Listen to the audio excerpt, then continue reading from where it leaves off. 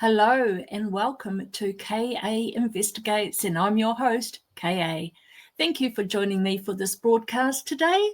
I'm going to be looking over at the outcome of the recent presidential elections in the United States, giving a bit of a Kiwi perspective as it unfolded for us on Wednesday afternoon, the 6th of November, because we're a day ahead of the United States. So I sat down with my mum, who's 79, last Wednesday afternoon to watch the results as they came in. And so for us, we were lucky. It was like 2 o'clock when the results started to trickle in. And so it was really good daytime viewing for us.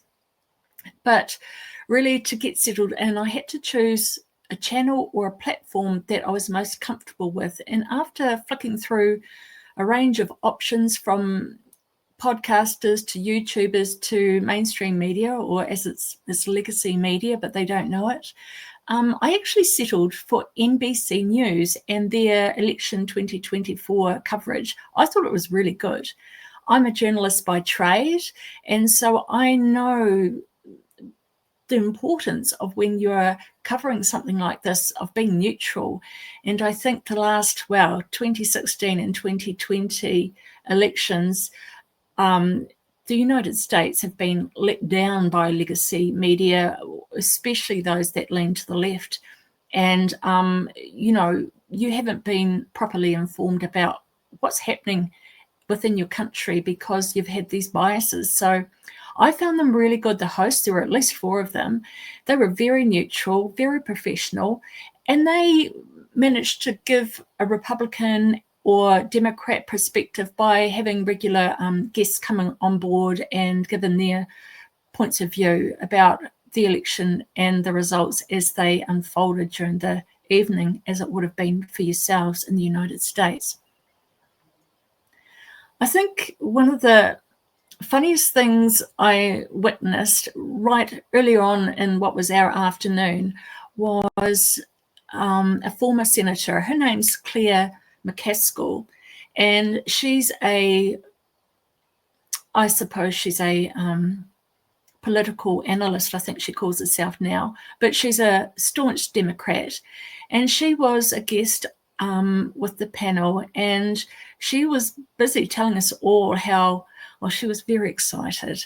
She was very excited because she was pretty sure that Kamala Harris was going to be the first female president of the United States, and she was pretty sure that it was going to be educated women that were going to bring her home. And she's got a thing because educated women, they're her peeps, apparently. She did say that. But she went on to say that in actual fact, the Democrats had found another voting base, and they'd spent a lot of time sort of getting their numbers up, and that was college students. It was pretty pleased with the Democrats and how hard they'd worked on college campuses, except it didn't quite go according to plan. Let me show you. Students are playing a big role today.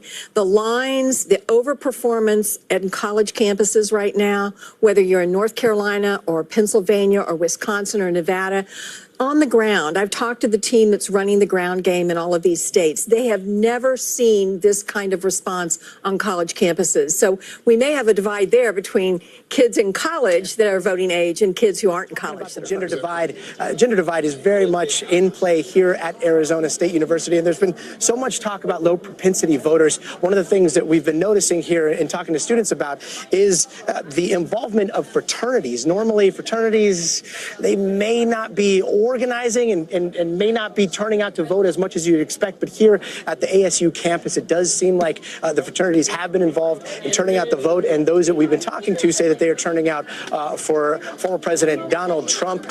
We've also talked to a lot of other students that have been coming out for policy issues. There are several props. The issue of abortion is extremely extremely important in turning out the vote. Immigration is also important. But I got to say, just eavesdropping what people have been talking about in line, it's been surprising how often the topic of the Joe Rogan podcast keeps coming up. We've talked to several students now who say that they listened to that Joe Rogan podcast with the former president, and that was the deciding factor for them. And they've also said that if the Kamala Harris, the vice president of the United States, would have appeared on that podcast, they may have had their vote skewed. It's really interesting.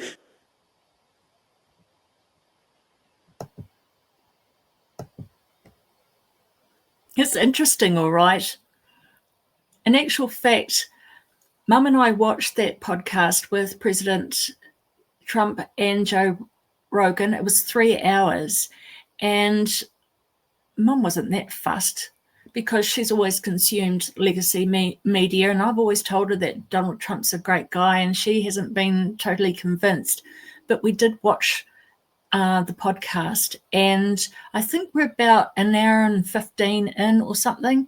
Mum had to go and do a message, and she asked me if I would pause the video while she went and did what she had to do, so she could continue watching it when she came back. Back in 2016, when it was the Trump-Clinton presidential race, I was already consuming media of social media platforms, and I'll admit that I went down the Alex Jones rabbit hole back then. But I've got to say, he had people like Roger Stone and Steve Bannon, and they were really connected to the White House about things that were going on. And I knew that Donald Trump had a really good chance. And the weaknesses of Hillary Clinton were being exposed in a way that legacy media wouldn't do. So if she was having like brain freezes, or she's getting carted off sort of practically unconscious, legacy media wasn't showing her in that light. And so the United States people weren't actually told about how she was struggling as a candidate. And I think the same has been true this time round. I mean, 8 years later, and it's been evident to so many people for so long how much President Joe Biden had been suffering or been struggling, and it wasn't being revealed by legacy media. But those of us on social media platforms, we all knew.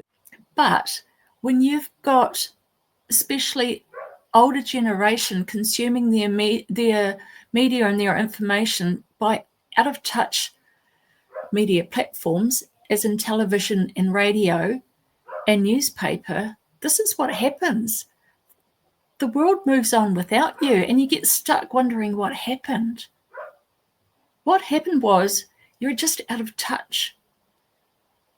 As Elon Musk, who owns X, said, we are the media now. The everyday person on the ground living life in reality with all the struggles that we face. We are the ones that are demanding how we live. We're not going to be spoken at or spoken to.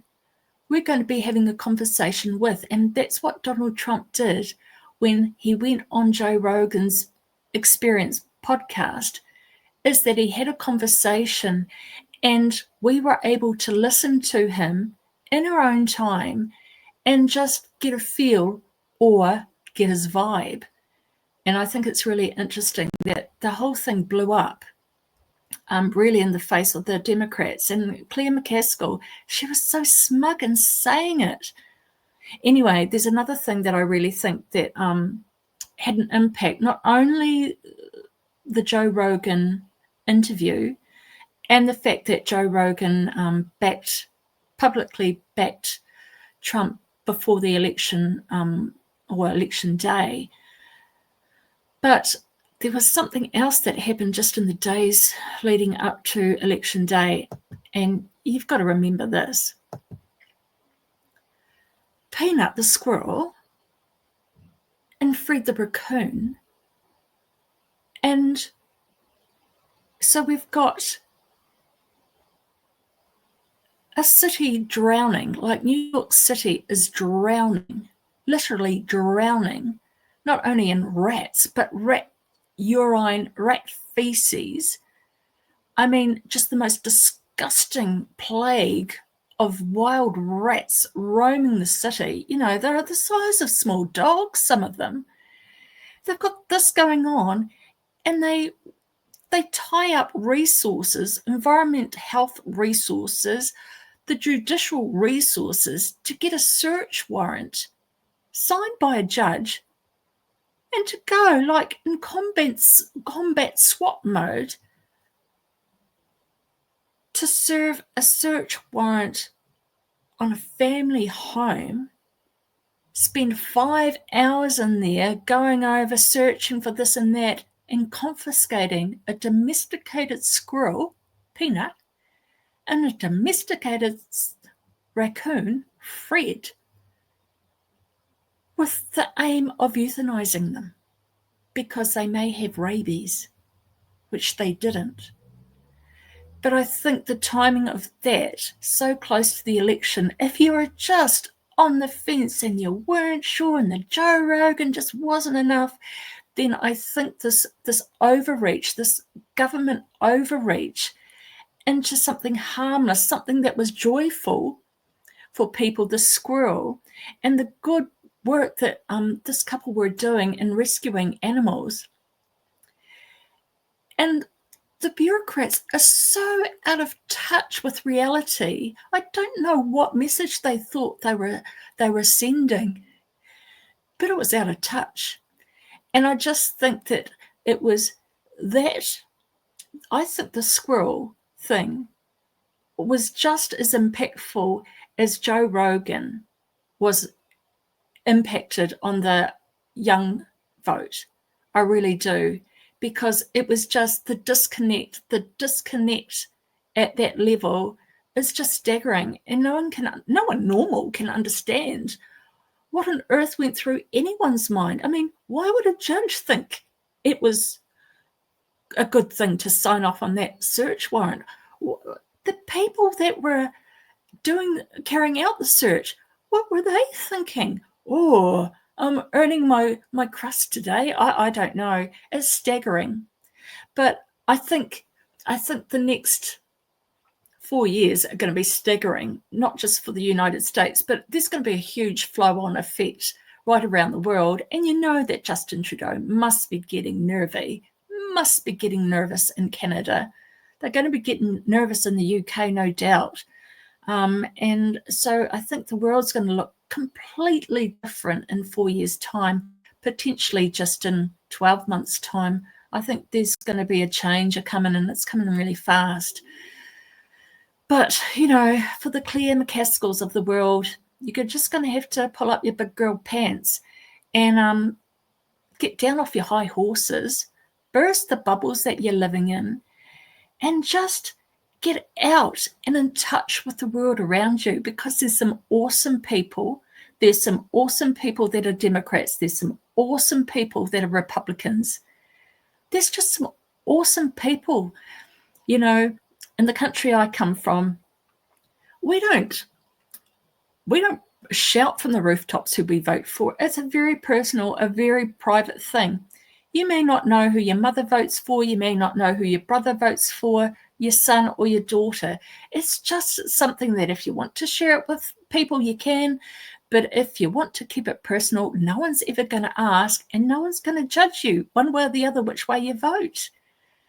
So I just think the United States is in for a shake-up. We don't know how it's going to impact on the norms in terms of Republicans and Democrats. Maybe that's going to be shaken up as well. Who knows? But we're in for a ride. And I think, just as I sign off from my show today, that we give Claire that one last voice about the hurty that she felt following the outcome of the 2024 presidential election.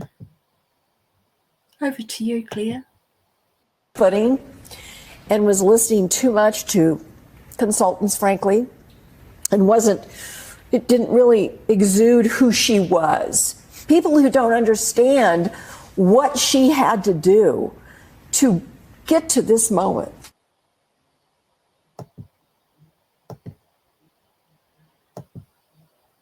I think we do know what she had to do to get to that moment. And it wasn't much. And I don't know who the tears are for. Are they for Carmilla or are they for Claire? Because what you believed in doesn't exist. Do you know, we have a state broadcaster here in New Zealand. The government owns a TV station and a radio station. And the TV station, like most, running an outdated model, don't get the advertising revenue in anymore that they used to, but spend a lot more than they bring in. So they're having to do a whole lot of cuts to programming and to staff. But they thought it would be a good spend of taxpayer dollar to send a journalist from New Zealand over to the United States to cover the outcome of the election, as though we needed a New Zealander to explain to us what was happening. Well, they did that. They sent Jack Tame, and they sent him to Kamala Harris's campaign headquarters where the party was going to be. I didn't watch it, but apparently he got the shakes as the broadcast went on, as it was becoming quite clear that Kamala wasn't going to be having a party that night, that his hands started to shake as it was holding the microphone, and he had to take two hands to steady it. Well, that's what it's been shown on social media anyway, so I'm quoting that. But I saw the pics. But that was just another example of just how out of touch media, politicians, and celebrities are. Power to the people. I'll see you next time. Bye.